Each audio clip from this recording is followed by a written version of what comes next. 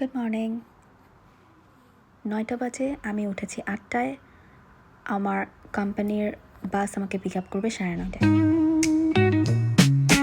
Concrete dreams where the neon glows. Every block tells a tale the whole city knows. So আমার বাস যেহেতু আমাকে 9:30টায় pick করবে, by the way আজকে আমার football স্টেডিয়ামে ডিউটি, সিকিউরিটির ডিউটি। আর এই স্টেডিয়ামটা হচ্ছে ওয়াকিং স্টেডিয়াম, এটা লন্ডনের কাছাকাছি। সিকিউরিটি জব যারা এসে করতে চাও লন্ডনে, তাদেরকে যেটা বলবো, ব্ল্যাক শু, black pant, white shirt, must must must. Bangladesh থেকে জ্যাকেট, এবং জ্যাকেটটা অবশ্যই ব্ল্যাক হতে হবে, হোয়াইট শার্ট আর ব্ল্যাক প্যান্ট বেশি করে নিয়ে আসার চেষ্টা করবে, কারণ এখানে আসলে বানিয়ে মানে মাপ মতো পোশাক পাওয়াটা ডিফিকাল্ট। আমি বাংলাদেশ থেকে নিয়ে এসেছিলাম, এটার জন্য আমার খুব বেশি ঝামেলা করতে হয়নি, কারণ আমার অ্যাজ আ লয়ার এমনিতেই অনেক বেশি হোয়াইট শার্ট আর ব্ল্যাক প্যান্ট ছিল।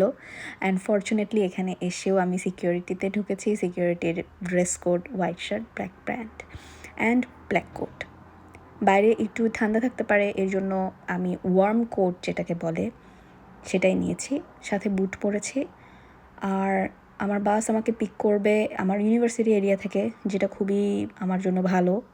বাসের জন্য অপেক্ষা করছিলাম, এবং বাস আগে থেকে এসে এরকম দাঁড়ায় থাকে সবার জন্য, সবাই এলে তারপর টাইম মতো ছাড়ে। আর এটা আমার ইউনিভার্সিটি এরিয়া, আশেপাশে যত বিল্ডিং দেখছো সবই আমার ইউনিভার্সিটির বিল্ডিং। ডিউটি শুরু করার আগে একটা ছবি তুলেছিলাম, সেটা অ্যাড করে দিয়েছি। ডিউটি টোটাল 6 ঘন্টার ছিল, যেতে 1.5 ঘন্টা লেগেছিলো, আসতে 1.5 ঘন্টা লেগেছিলো। ওভারঅল বুঝতেই পারছো কত সময়। খুব বেশি টায়ার্ড ছিলাম।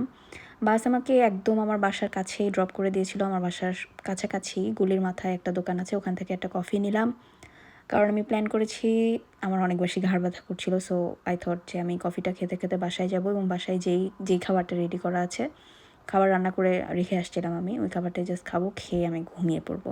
হালকা মাথা ব্যথাও ছিল। It's all about a part-time job in the UK. Bye bye, take care, see you.